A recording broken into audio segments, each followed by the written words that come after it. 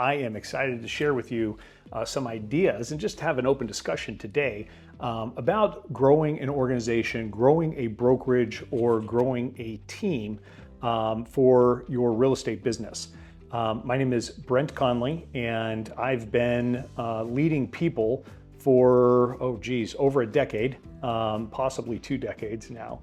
And some of the things that I have witnessed and experienced and lived and tormented myself on is hiring. Who do I want to be in business with is always the question to ask yourself and to really study this.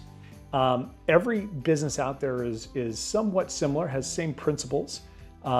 There's different visions, there's different missions, there's different values on what it takes and what you're trying to accomplish in this business. And so, but the principles are pretty much the same. So what I like to do when I'm coaching agents, I go over their vision, I go over their mission, and I back it up with their values to make sure that they're in alignment.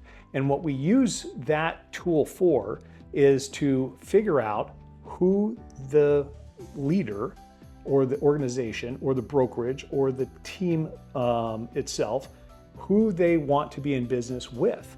And that's such an important question for every single business out there. And that's probably where I would start when I'm trying to recruit an agent to my business and to my company. And do they align with what we're trying to do? And so what is my vision? What is my mission? What is the value? What are the values that I hold dear? That right there is going to come up over and over and over again. And that helps with recruiting agents. So when I'm interviewing an agent, I want to know what their habits are, where they've trained, and what they're committed to doing in this season of their life. That is another important topic in this season of their life. Okay, so if you're writing that down, please take notes on that. I want to know if they track how many phone calls that they're making, how many outbound text messages or outbound visits that they're making on the weekly basis, because that's going to tell me what their habits are and if we need to work on those habits or not. I also want to know what their calendar looks like. If they have designated time in their calendar to prospect for new business. And if they don't, why not? Have they ever been taught to prospect for new business? Have they ever been taught to put it on their calendar so it actually mentally prepares them in order to do that? These are a couple really important things. Who is coaching that agent on their plan to implement that their small business plan? Even if they don't have one, are they open to coaching on their business plan? Okay, after you develop a business plan with them. Okay, so if I'm looking for an agent, I want to know how long they've been in business. Yeah, for sure. How many contracts they've written, to figure out if they need training on just the standard contract. I hired an agent one time, and I thought this agent was way further along than she ended up being. And it was my fault as the team leader that I took her word for it, which I take everybody's word for everything, but I didn't verify. I didn't verify the in-depth knowledge that she was needing in the marketplace.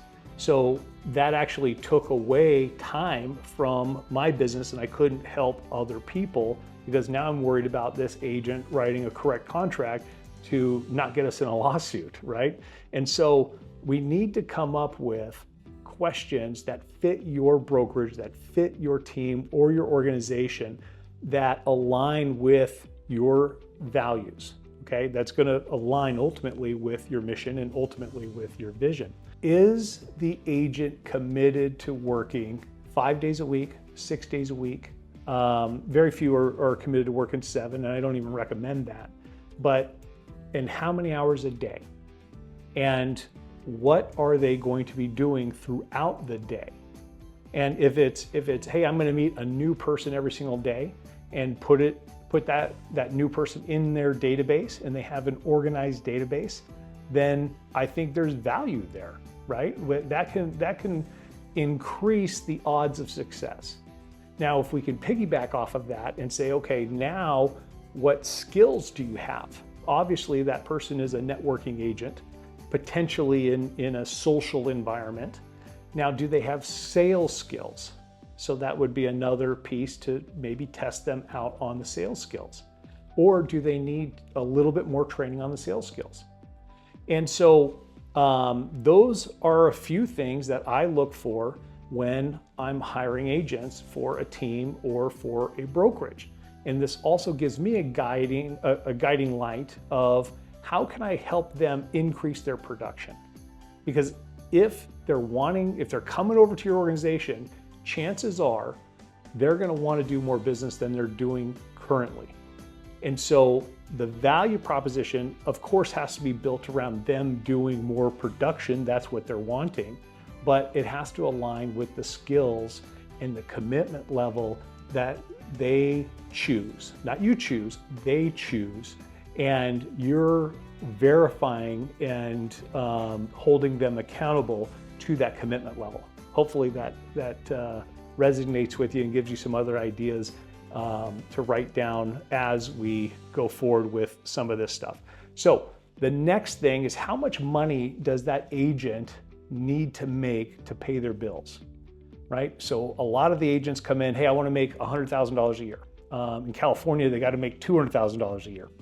And so with that, we need to figure out how many people are in their current database. If they have networks that are not being tapped into yet. So there's a lot of agents that are part of PTA with their children's schools. There's agents in sports programs that they're doing community events with, and they're traveling to play softball or soccer or something, and they don't have all of those people in their database. And so can we help them initially of adding 10, 15, 25, 35, 50 people to their database, that we can help them organize in a manner that's going to help them grow their sales business over X amount of months and X amount of years. And then when we identify all of these things that they're missing and what they're really good at, then at that point, we can figure out how to solve their problems and whether our brokerage, our team, or our organization is a great fit for them. All right, one more thing on reviews. So on Zillow, I think it's important for your agents to have and promote the team review. And the client can put their name in there because they are part of your team. And I think team leaders forget, or they don't want to disrupt the agent, and the agent's working for themselves is great. But if you can talk to the agent and say, hey, we need to promote the team and you. So if we can set up the review, then we both win, because if the agent ever leaves the team, Zillow will actually allow the team to keep the review and the agent will be allowed to keep the review. So I think that's super important. And that's something that every team leader, brokerage, or organization leader, that you have that discussion. Super important.